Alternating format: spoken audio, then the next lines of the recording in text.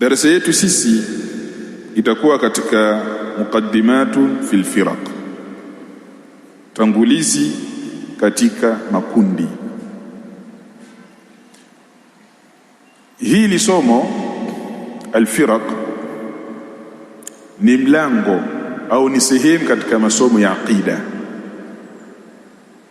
ni sehemu katika masomo ya aqida, lakini wanawachuoni wametenganisha, wakawa wamelifanya somo la firaq ni somo linalojitegemea. Kwa hiyo wakaandika vitabu maalum kwa ajili ya kudhibiti makundi.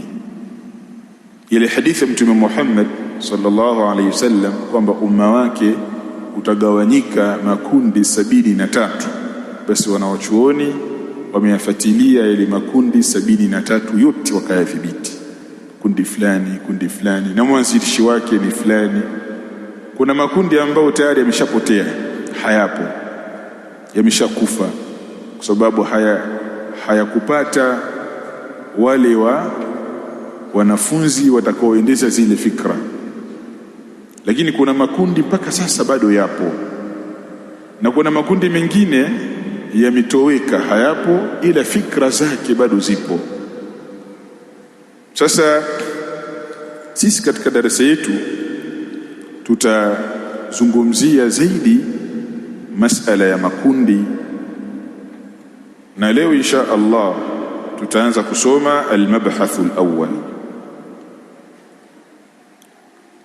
tafiti ya kwanza, taarifu ilmi maqalat al-firaq, utambulisho wa elimu ya itikadi za kimakundi.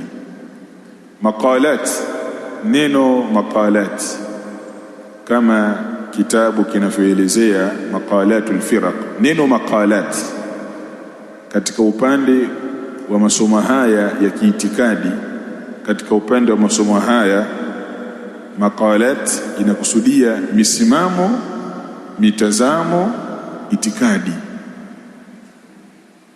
Neno maqalat lina maana ya misimamo, mitazamo, itikadi.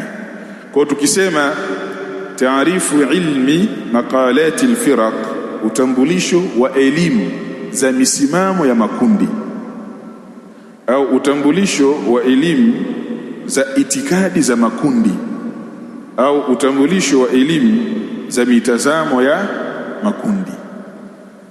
Akasema kana almuslimuna inda wafati rasulillahi sallallahu alayhi wasallam ala minhajin wahidin fi usuluddin wa furu'ihi.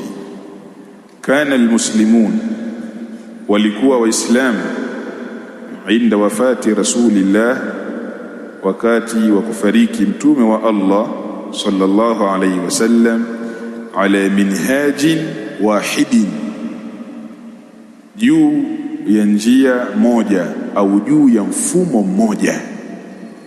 Kana almuslimun, walikuwa waislamu, inda wafati rasulillah, wakati wa kufariki mtume wa Allah sallallahu alayhi wasallam, ala minhajin wahidin, juu ya mfumo mmoja, fi usuluddini wa furu'ihi, katika misingi ya dini na tanzu zake. Katika misingi ya dini na tanzu zake, yani katika misingi ya dini na matawi ya dini. Takuwa ninasoma huku natoa maelezo kwa ufupi, na hii kipengele tulichokisoma huwa baadhi ya watu wanakisimamia ya kwamba Mtume Muhammad sallallahu alaihi wasallam alipofariki hakuacha makundi, na ni kweli. Haya makundi yote haya yamezuka. Wengine wanasema mtume hakuacha masalafi wala hakuacha mashia, aliwacha waislamu tu. Ni kweli, Mtume Muhammad sallallahu alaihi wasallam mpaka anafariki aliwaacha waislamu wakiwa katika manhaji moja, fi usuluddin, katika misingi ya dini, wa furu'ihi, na tanzo za dini. Usuluddin ni nini? Usuluddin ni arkanul iman sita, ni zile nguzo sita za imani zinaitwa usuluddin. Al-imanu billahi wa malaikatihi wa kutubihi wa rusulihi wal yawmil akhir wal imanu bil qadar. Hizi zinaitwa usuluddin. Furu'uddin ni zile arkanu al-islam al-arba'a, zile nguzo nne za Uislamu: sala, zaka, hija na saum, na masala mengine yanayofungamana na hayo kama vile masala ya ndoa, masala ya talaka, masala ya eda. Haya ni mambo ya furu'uddin. Kwa Mtume Muhammad sallallahu alaihi wasallam mpaka anaondoka katika dunia, Waislamu wana mtazamo mmoja juu ya al-iman. Masala iman, mtazamo wao ni mmoja, na juu ya haya mambo mengine ya ibada mtazamo wao ni huo mmoja. Kisha akaendelea kusema, walam yakhtalifi as-sahaba ridwanullahi alayhim, hawakutofautiana masahaba, Allah awaridhie. Walam yakhtalifi as-sahaba ridwanullahi alayhim, hawakukhtalifiana masahaba, Allah awaridhie, fi shay'in min qawaid al-islam, katika kitu chochote miongoni mwa misingi ya Uislamu. Fi shay'in min qawaid al-islam, katika kitu chochote miongoni mwa misingi ya Uislamu. Masahaba hawakukhtalifiana. Qawaidul Islam anazungumzia hapa arkanul iman, sawa? Katika zile nguzo za iman masahaba hawakukhtalifiana. La fi sifat, si katika sifa za Allah, wala fi alqadar, si katika qadar, wala masail alasma'i wal ahkam, wala katika mas'ala ya majina na hukumu hawakukhtalifiana. Masailu al-asma'i wal ahkam ni masala yanayofungamana na kumhukumu mtu kwamba ni Muislam au sio Muislam, na kule kupachikwa kwa majina.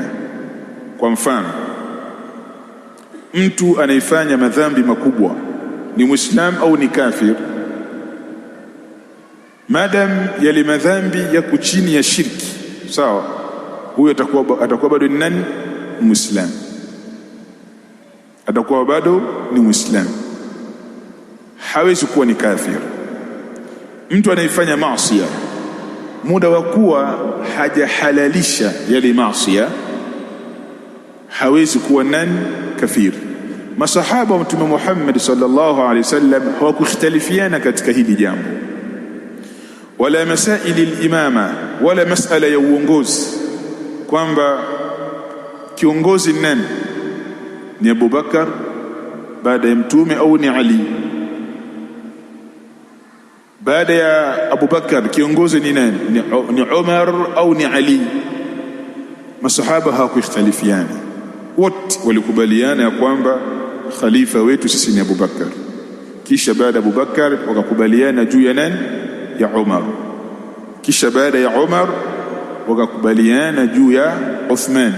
Kisha baada ya Uthman wakakubaliana juu ya Ali bin Abi Talib, japo palitokea mzozo kidogo, lakini baadaye wote walikubaliana. Na mzozo uliotokea baina ya uongozi wa Ali bin Abi Talib si kwamba kiongozi Ali awe kiongozi au asiye kiongozi, la. Ikhtilafu haikuwa katika huo upande.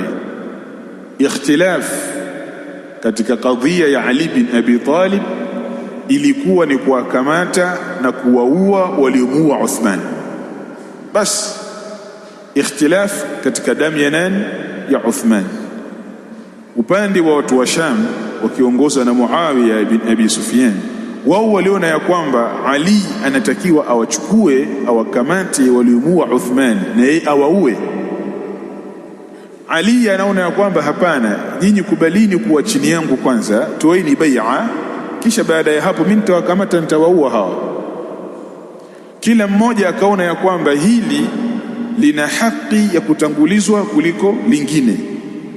Mzozo ukatokea hapo, na ndio maana baada ya mzozo kutokea walikaa chini wakazungumza, na Ali bin Abi Talib akaendelea kuwa ni kiongozi, kuonyesha kwamba hawakuzozana kuhusu uongozi, walizozana kuhusu kuuawa kwa waliomuua Uthman. Kwa hiyo masahaba Mtume Muhammad sallallahu alaihi wasallam hawakukhtalifiana katika haya mambo, walikuwa katika mstari huo mmoja. Lam yakhtalifu fi dhalika, hawakukhtalifiana katika jambo hilo bilikhtisami bil aqwal, kuzozana, kukhasimiana kwa maneno. Bilikhtisami bil aqwal, kwa kukhasimiana kwa maneno. Fadlan an al-qital bis-sayf, achilia mbali kupigana kwa upanga. Masahaba lam yakhtalifu fi dhalika, wa kukhtalifiana katika hilo bilikhtisami bil aqwal, kukhasimiana kwa maneno. Fadlan an al-qital bis-sayf, achilia mbali kule kupigana kwa upanga. Kwa hiyo masahaba Mtume Muhammad sallallahu alaihi wasallam hawakuzozana katika usuluddin, hawakuzozana katika qawaidul Islam, hawakuzozana. Tumeelewana? Tayib. Baada ya kuzungumza haya maneno, Sheikh akaendelea akasema, qala Sheikhul Islam Ibn Taymiyyah, amesema Sheikhul Islam Ibn Taymiyyah, usuluddin, misingi ya dini, laysa baina salafi wa a'immati al-islami fiha khilaf, hakuna baina ya salaf.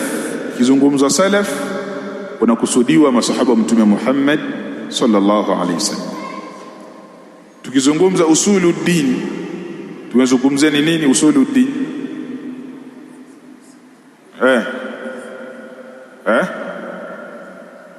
nguzo za imani ngapi?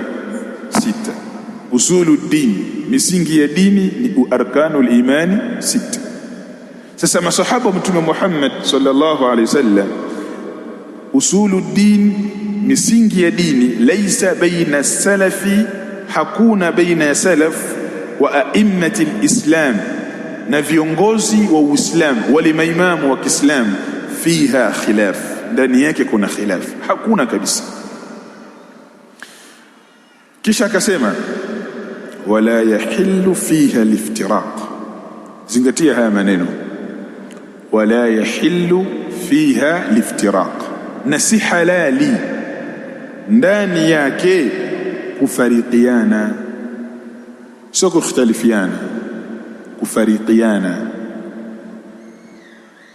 Kwa sababu tutakuja kusoma katika darasa za mbele kwamba kuna tofauti baina ikhtilaf na iftiraq, ni vitu vile tofauti kabisa.